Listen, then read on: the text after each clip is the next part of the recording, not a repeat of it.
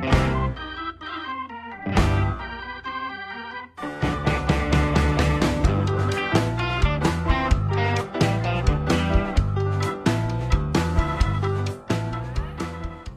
datang kembali ke video lessonnya saya. Dan yang mana hari ini saya akan menerangkan tentang genre of text atau sebuah teks dalam bahasa Inggris. Ini mengenai tentang recount text ya, recount text. Dan recount text itu ini sering kalian dengar ya, kata-kata namanya recount text itu sudah kalian pernah dengar gitu. Nah, sebelumnya recount text itu adalah salah satu materi yang diajarkan atau dibahas di SMA atau tepatnya di kelas 10. Nah, biasanya teks ini sering banget ditemui. Nah, itulah yang sering ditemui, berarti ini adalah teks yang sudah familiar buat kita. Tapi kita bingung apa sih yang namanya recount text itu, apa arti dari recount text itu. Nah, sebenarnya di SMP atau di junior high school kalian sudah dikenalin, sudah dikasih tahu, dikasih pembelajaran sama gurunya, itu ya sudah pernah. Tapi kalau di SMP itu seperti overview atau introducing ke recount text tersebut. Nah, kalau di SMA ini biasanya kalian itu dilatih untuk bisa membuat recount text tersebut dan menganalisis generic structure dan language feature. Nah, kemudian sudahkah kalian tahu arti tentang recount text tersebut? Sudah tahu belum? Kalau belum tahu, mari kita belajar bersama-sama. What is recount text? Nah, what is recount text? Nah, di sini salah satu recount text itu adalah salah satu jenis teks yang isinya menceritakan kembali sebuah kejadian yang telah terjadi di masa lampau. Saya ulangi lagi. Recount text adalah salah satu jenis teks yang isinya menceritakan kembali sebuah kejadian yang telah terjadi di masa lampau. Nah, kata kuncinya di sini adalah sebuah menceritakan kembali. Berarti kalau menceritakan kembali itu seperti retelling past event, retelling past event. Nah, menceritakan kembali di masa lampau. Kemudian, karena sifatnya si recount text itu, makanya seringkali sumber ide cerita tersebut itu diambil dari pengalaman atau cerita pribadi si penulis. Nah, cerita apa? Seperti contohnya kejadian cerita yang bisa diceritakan kepada pembaca itu biasanya adalah sebuah kejadian yang menyenangkan. Nah, sebuah kejadian menyenangkan itu seperti kalian liburan, kalian piknik, atau kalian pergi bersama-sama keluarga. Kemudian kalau dalam sebuah sekolah kalian menjadi juara kelas di kelas, juara umum di sekolah, kemudian naik kelas, lulus ujian, kemudian masuk ke sekolah favorit yang kalian inginkan. Nah, itu bisa bagikan cerita tersebut kepada si pembaca. Oke? Paham kan? Kemudian ada lagi nih, bukan hal cerita yang menyenangkan saja yang bisa dibagi kepada pembaca, tetapi juga kejadian-kejadian yang mungkin kurang mengenakan untuk si penulis. Nah, contohnya nih, kalian kehilangan suatu barang kesayangan kalian, ataupun kalian pernah tersesat di jalan. Nah, itu pun juga bisa diceritakan kembali ke dalam sebuah teks, ya, karena cerita itu sudah cerita masa lampau, kemudian atau yang bisa kita berikan kepada pembaca.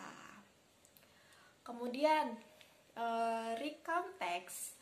Recount text itu ada beberapa tipe, ya, beberapa tipe. Yang tipe pertama yaitu adalah personal recount. Personal recount itu adalah merupakan jenis recount yang isinya menceritakan pengalaman pribadi, ya. Kalau personal recount itu biasanya cerita yang diambil atau cerita yang berdasarkan pengalaman pribadi si penulis, ya. Kemudian yang kedua adalah factual recount. Factual recount itu adalah merupakan jenis recount teks yang isinya berupa fakta, ya.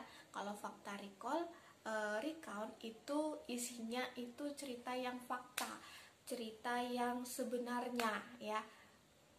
Sama saja dengan yang personal recount, tapi kalau personal recount itu kan untuk pribadi kita sendiri. Nah, ya, kalau personal recount itu pribadi kita sendiri. Nah, kalau factual recount itu bisa terjadi pada pengalaman kita sendiri atau pengalaman orang lain. Nah, kemudian yang ketiga yaitu imaginative recount. Nah, imaginative recount itu adalah sebuah jenis recount teks yang isinya bersifat fiksi, dan penulis menuliskan sebagai suatu kejadian di masa lampau. Nah, gitu. Jadi isinya itu berupa fiksi. Fiksi itu tidak nyata, tetapi si penulis menulis cerita tersebut seolah-olah adalah nyata. Nah, contohnya seperti ini. Kamu liburan di London, ya. Kamu sedang liburan di London. Nah, kalian menulis cerita tersebut seolah-olah kalian pernah nih berlibur ke sana. Nanti kalian ada kejadian-kejadian diurutkan seperti kalian yang berimajinasi kalian ketika kalian berlibur di London, dan itu adalah seolah-olah nyata dan itu sudah kejadian di masa lampau, ya. Tadi kita sudah mengenai apa sih recount text dan apa tipe-tipenya, dan kemudian yang ketiga ini adalah purpose of recount text. Purpose itu adalah sebuah tujuan adanya teks tersebut ditulis. Tujuannya apa sih? Tujuannya si pembuatnya itu untuk ngapa? Nah, tujuannya adalah sebagai informasi dan juga sebagai hiburan bagi pembacanya, ya. Tujuannya sebagai memberikan sebuah informasi dan juga hiburan bagi pembacanya. Nah, contohnya si penulis pernah nih menulis saat pengalaman pribadi dia liburan ke sana gitu. Nah, si pembaca si penulis ini sudah pernah pergi ke sana, ya. Nah, itu adalah sebuah informasi. Nah, ada juga nih, kalau misalnya kalau itu sebuah hiburan, berarti begini, si penulis itu pernah tersesat di jalan, dan ketika di jalan itu si penulis menemui hal-hal yang lucu, kejadian yang lucu. Nah, itu adalah sebuah memberikan informasi, dan kejadian lucu itu bisa disebut dengan hiburan bagi si pembaca. Oke. Nah, disitulah si penulis memberikan sebuah informasi dan hiburan bagi si pembaca. Jadi itu purpose-nya ya, itu tujuannya. Kemudian purpose-nya sudah, berarti kita belajar tentang generic structure. Generic structure dalam bahasa Inggris atau teksnya itu ada 3 ya. Kalau kelas 10 ini ada 3. Yang pertama itu adalah orientation ya, orientation. Yang kedua event, dan yang ketiga adalah reorientation. Apa itu orientasi? Orientation. Nah, orientation itu adalah bagian pembuka, introduction ya. Bagian pembuka dari sebuah teks recount yang menjelaskan informasi secara rinci di sebuah cerita. Nah, ceritanya tentang apa, kemudian seperti apa tempatnya, terjadinya pada waktu kapan, pagi kah, siang kah, malam kah, atau pukul berapa, jam berapa, sampai jam berapa, kemudian keadaannya, dan lain-lain ya. Jadi orientationnya itu lebih tepatnya itu memberikan informasi secara detail. Dan kemudian ke event. Nah, ini adalah bagian kedua pada generic structure. Yang kedua adalah event. Event itu apa? Event itu adalah sebuah peristiwa-peristiwa yang ada di dalam sebuah cerita ya. Nah, di sini nanti dia ada dimulai dari mana, kemudian penutupnya di mana gitu ya. Seperti kalian menceritakan pengalaman pribadi kalian itu ada urutan-urutannya. Kemudian selanjutnya yang ketiga adalah reorientation. Reorientation itu adalah sebuah rangkuman dari peristiwa yang diceritakan maupun kesan atas peristiwa yang diceritakan tersebut. Kita ke language feature. Language feature itu adalah tata bahasa atau ketatabahasaan yang harus ada pada recount text. Nah, kemudian yang pertama yang harus ada yaitu simple past tense.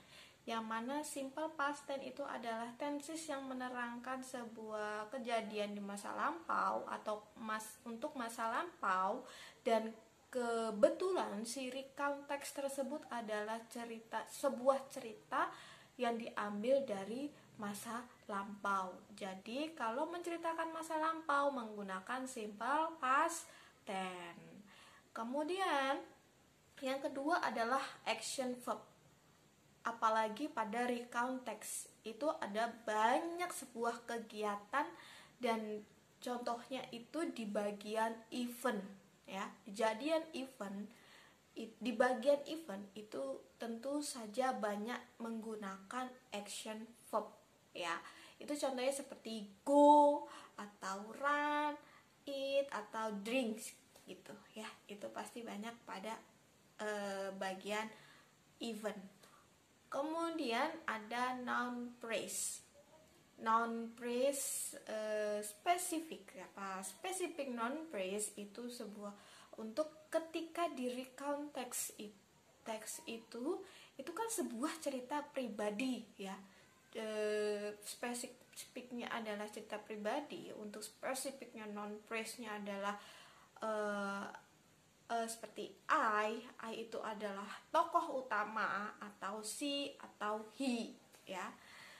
Kemudian selanjutnya ada adverbs. Adverbs itu menekankan keurusan waktu sebuah setting, lebih ke settingnya, sebuah di tempatnya, waktunya, atau bagaimana suasananya itu gimana sih. Nah, itu adalah adverbsnya. Kemudian menggunakan adjektif. Adjektif itu lebih nerangin gimana sih kesan kita, cara kita menceritakan pengalaman pribadi seperti liburan. Itu biasanya tuh kan ada sebuah adjektifnya. Itu seperti contohnya, it was amazing, it was nice, it was good. Nah, seperti itu adjektifnya. Kemudian yang terakhir ada yang namanya chronological connection. Chronological connection. Nah, apa sih itu? Itu adalah kata-kata atau some word yang menandakan cerita ini, ya, cerita ini itu ada sebuah perpindahan. Misalnya dari cerita ini pindah ke ini gitu.